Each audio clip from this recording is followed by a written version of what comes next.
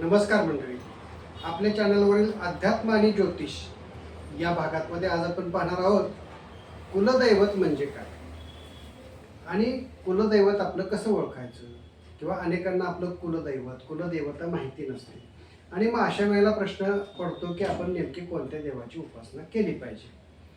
तर पहिली गोष्ट म्हणजे आपण ज्या वेळेला कोणत्याही धार्मिक कार्यक्रमाचं आयोजन करतो त्यावेळेला गुरुजी प्रश्न विचारतात की तुमचं कुलदैवत कुठलं किंवा कुलदेवता कुठली. आणि मग किंवा अनेकदा आपल्याला काही अडचणी निर्माण होतात आणि त्या अडचणी का निर्माण होतात याचा जेव्हा आपण आध्यात्मिकदृष्ट्या परामर्श घ्यायला जातो त्यावेळेलाही हा प्रश्न पुढे येतो की तुम्ही कुलदेवतेची उपासना करता का किंवा तुमच्या घरामध्ये कुलधर्म कुलाचार केला जातो का. मग अशा वेळेला मग गोंधळण्याची स्थिती होती की आपण नेमकी कोणत्या देवाची उपासना केली पाहिजे.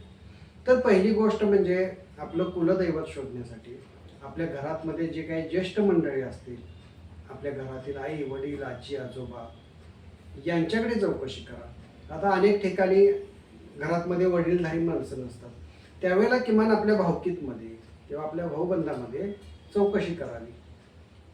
तेही शक्य नसेल तर काही जुनी कागदपत्र मिळतात का ते पहा, जेणेकरून त्यातमध्ये एखादी लग्नपत्रिका जन्मपत्रिका किंवा जुने काही दस्तऐवज असतील तर त्यामध्ये कुठंतरी कुलदेवतेचा उच्चार केलेला आहे आढळतोय का त्याचा शोध घ्या.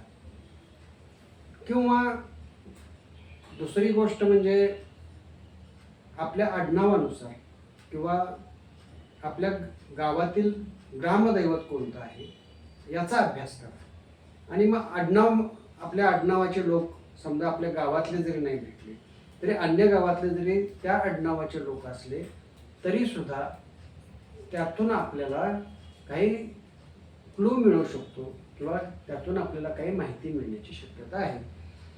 मूळ गाव आपलं कुठलं हे जाणून घ्या. मूळ गावातमधले आपलं ग्रामदैवत कुठलं आहे जाणून घ्या.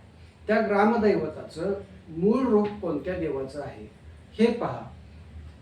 बहुतांश ठिकाणी भगवान शिवशंकर किंवा तुळजा भवानी किंवा अंबाबाई अशा देवतांची मूळ रूप आपल्या ग्रामदैवतामध्ये आढळून येतात. आणि मग त्याच ठिकाणी आपल्याला आपला कुलस्वामी कोण आहे, कुलदैवत कोण आहे याची माहिती मिळू शकते. किंवा आपण त्या गावातमध्ये गेल्यानंतर त्या मंदिरातमध्ये गेल्यानंतर तिथले पुजारी किंवा त्या गावातील जी काही जुनी जाणती मंडळी आहेत ते आपल्याला याविषयी माहिती देऊ शकतात.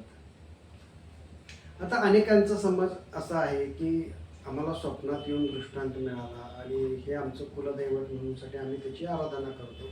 परंतु जे स्वप्नात येतं म्हणजे मनी वसे ते स्वप्ने दिसे यानुसार आपण ज्याचा विचार करत असतो ते अनेकदा आपल्याला स्वप्नात दिसतं.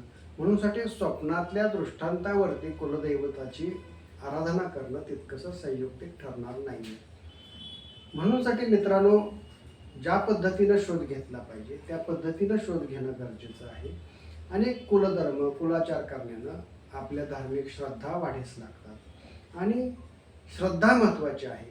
अंधश्रद्धा ठेवू नका, परंतु श्रद्धा ठेवा जेणेकरून आपल्याला एक मानसिक समाधान मिळतं, मानसिक आधार मिळतो आणि मनातमध्ये सकारात्मक ऊर्जा निर्माण होते आणि ती ऊर्जा तुम्हाला तुमच्या जीवनामध्ये तुमचं यशाचं ध्येय गाठण्यासाठी तुम्हाला तिथपर्यंत घेऊन जाऊ शकते.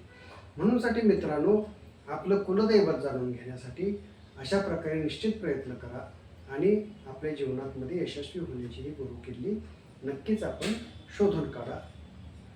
धन्यवाद.